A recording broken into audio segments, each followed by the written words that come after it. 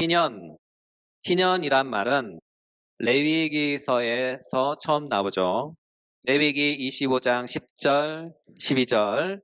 너희는 50년째 해를 거룩하게 하여 그 땅에 있는 모든 주민을 위하여 자유를 공포하라. 이 해는 너희에게 희년이니 너희는 각각 자기의 소유로 돌아가며 각각 자기의 가족에게 돌아갈지며 50년째 해는 너희의 희년이니 파종하지 말며 스스로 난 것을 거두지 말며 가꾸지 아니한 포도를 거두지 말라. 이는 희년이니 너희에게 거룩함이니라. 이 희년에는 너희가 각각 자기의 소유지로 돌아갈지라. 안식년인 7년을 7번 보낸 49년째를 대안식년이라고 합니다. 그리고 그 다음 해인 50년째 해를 희년이라고 합니다. 이스라엘은 7년마다 안식년을 갖습니다. 이것은 하나님께서 정해주신 규례입니다. 안식년의 씨앗 형태는 바로 7일로서 우리가 사용하는 일주일입니다. 하나님은 일주일을 통해 세상을 창조하시고 일주일 안에서 세상 모든 만물이 순환하도록 세상을 설계하신 것이죠. 따라서 7일은 하나님의 시간이자 세상이 선물로 하사받은 시간입니다. 곧 만물의 시간이죠. 창세기 2장 1절. 하나님이 그가 하시던 일을 일곱째 날에 마치시니 그가 하시던 모든 일을 그치고 일곱째 날에 안식하시니라.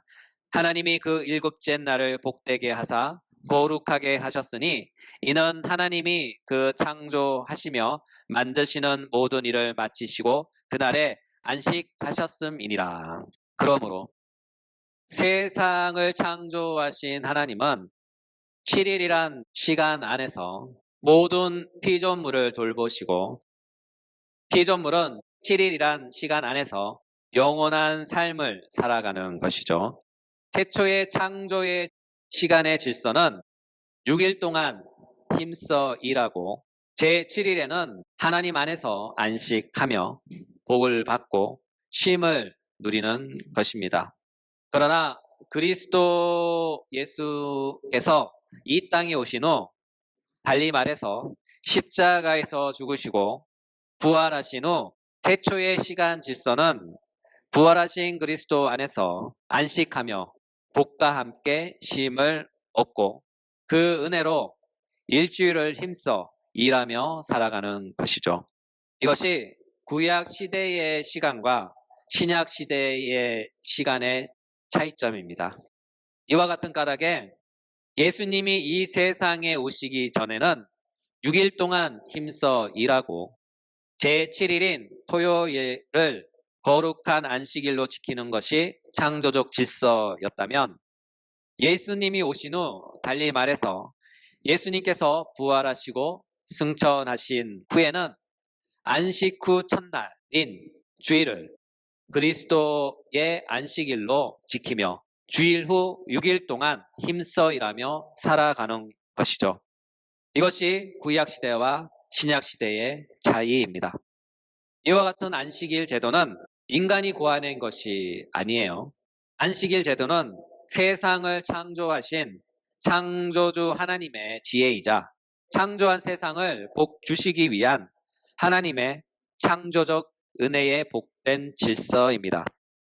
여기서 안식일의 핵심은 6일 동안 열심히 일하고 제7일은 하나님 안에서 안식한다. 6일 동안 열심히 일하고 제7일은 하나님 안에서 안식한다 하는 것이죠. 주의할 것은 여기서 안식이란 말을 그냥 쉰다는 개념으로 이해하시면 안 됩니다. 여기서 안식이란 의미는 6일 동안의 세상의 모든 일들을 내려놓고 하루 동안은 하나님의 일인 영적인 일에 온 힘을 쏟는다 하는 의미에서의 안식입니다. 이것이 바로 기독교에서 말하는 안식의 참 의미이죠. 이와 같은 안식일이 반복되어 7년째가 되면 이를 가리켜 안식년이라고 하고 6년 동안 소산을 낸 땅은 1년 동안 휴가를 주고 빚진 사람은 빚을 탕감해 주며 노예로 전락한 사람은 다시 그의 신분을 회복시켜주는 은혜의 해, 달리 말해서 기쁨의 해입니다. 한마디로 안식년은 은혜의 해다. 안식년은 은혜의 해다. 라는 뜻이죠. 이와 같은 안식년을 7번 지킨 다음 그 다음에 50년이 되는 해가 바로 희년입니다. 여러분 7년의 안식년도 이처럼 기쁘고 은혜가 넘치는데 50년마다 맞이하는 희년은 얼마나 큰 은혜와 큰 기쁨이 넘칠까요? 우리가 무엇을 상상하든 그 이상이겠죠. 이로 인하여 기쁨이 가득한 해, 좋은 일이 풍성한 해, 행복이 넘치는 해를 해라는 의미로 희년이라고 부르는 것이죠. 희년의 핵심은 모든 속박으로부터 해방과 자유입니다. 한 번 더, 희년의 핵심은 모든 속박으로부터 해방과 자유입니다. 이와 같은 개념을 이사야 선지자는 이렇게 적용했어요. 이사야서 61장 1절 주 여호와의 영이 내게 내리셨으니 이는 여호와께서 내게 기름을 부으사 가난한 자에게 아름다운 소식을 전하게 하려 하심이라. 나를 보내사 마음이 상한 자를 고치며 포로된 자에게 자유를 갇힌 자에게 노임을 선포하며 여호와의 은혜의 해와. 이 말씀의 배경은 고레스 왕이 포로로 잡힌 이스라엘 백성에게 해방과 자유를 주는 장면입니다. 이사야 선지자는 이것을 희년의 개념에 적용한 것이죠. 우리 주님도 이사야서의 글을 인용하여 희년의 개념을 말씀해 주셨어요.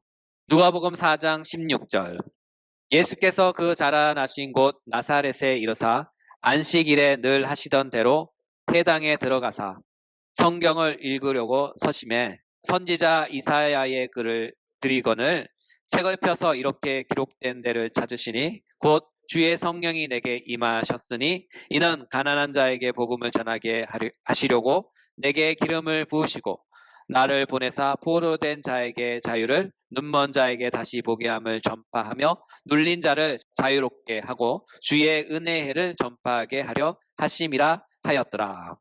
이를 볼 때 희년이란 개념은 해방을 통한 자유로의 기환을 뜻하는 단어입니다. 한마디로 자유와 회복이죠.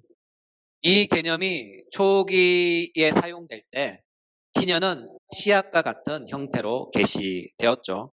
자연의 안식과 인간의 안식이라는 좁은 의미를 가졌어요. 그러나 시간이 지날수록 그 속에 담긴 영적인 의미가 더욱 선명하게 드러났죠. 그 절정은 바로 우리 주님의 말씀입니다.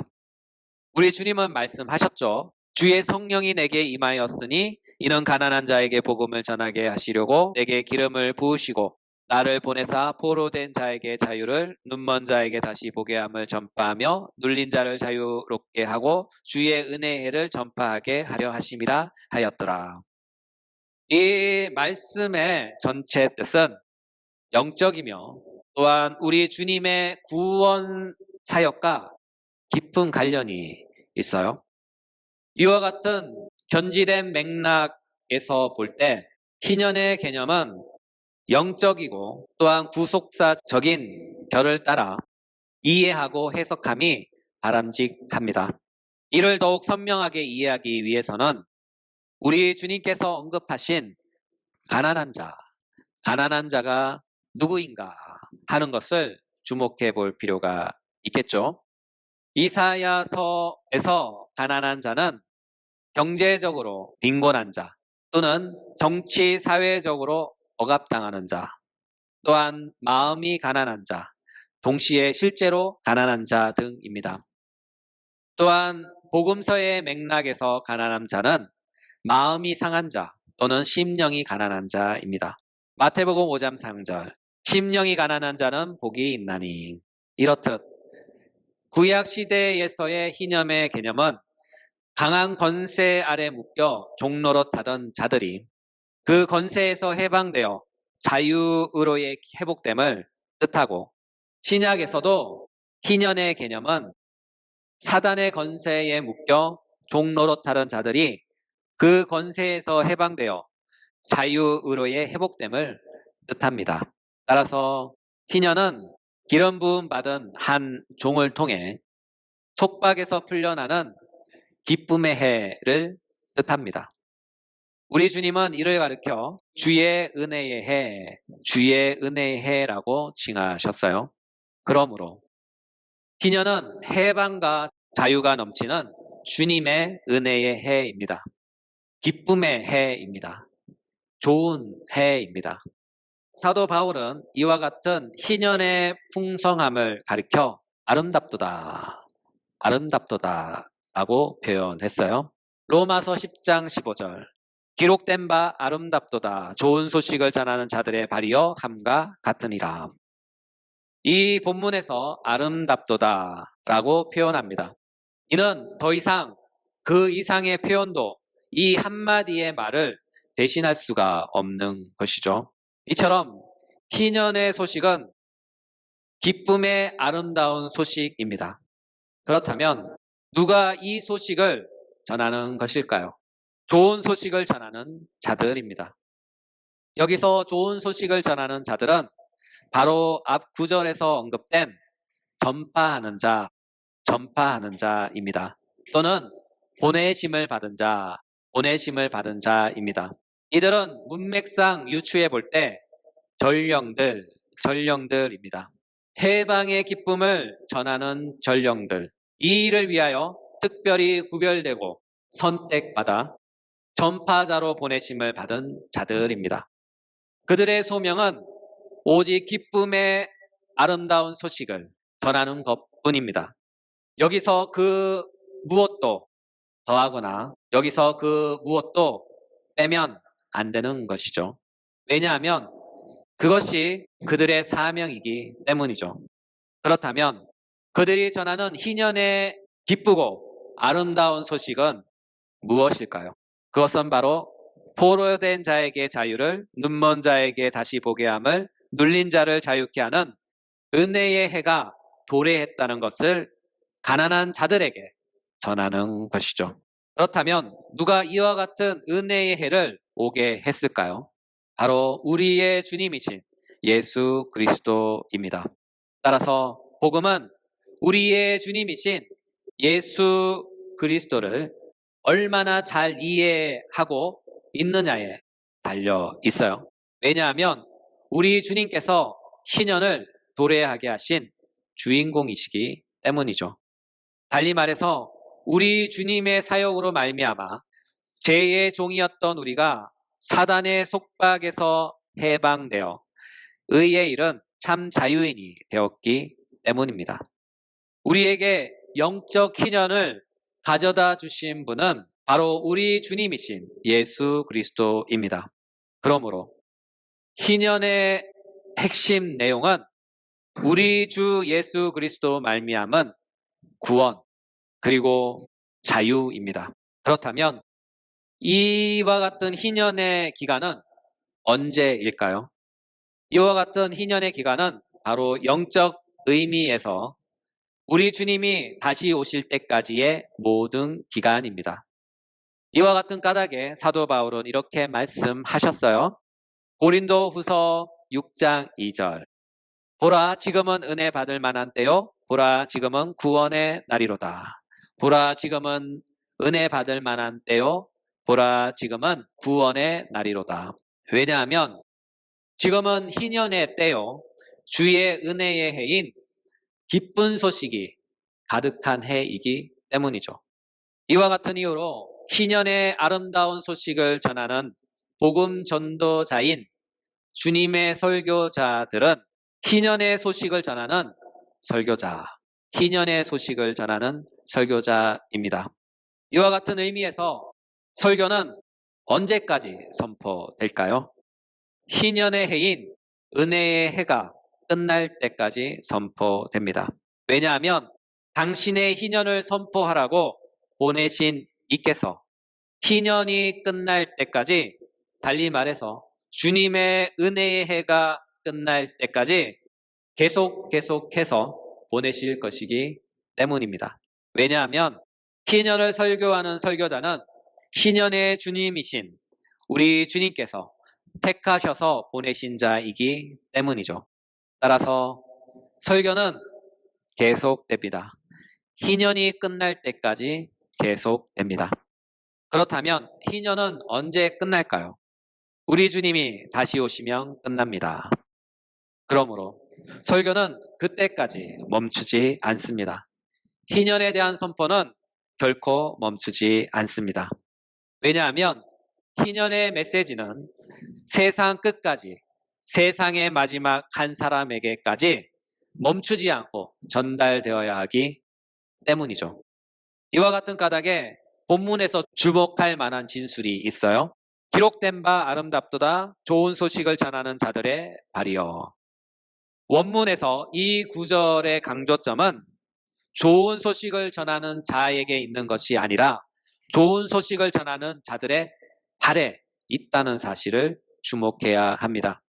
이와 같은 이유로 이것을 주목한 종교개혁가이신 칼빈 선생님은 그의 로마서 주석에서 주석하기를 발은 도착을 의미한다고 했습니다.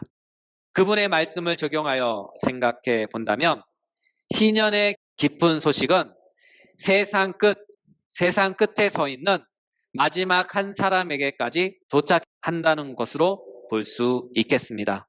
그러므로 희년의 기쁘고 아름다운 소식은 희년을 선포하는 설교자를 통해 세상 끝날까지 설교됩니다. 이와 같은 설교자의 인생의 여정을 사도 바울은 이렇게 노래하죠. 기록된 바 아름답도다 좋은 소식을 전하는 자들의 발이여. 기록된 바 아름답도다 좋은 소식을 전하는 자들의 발이여.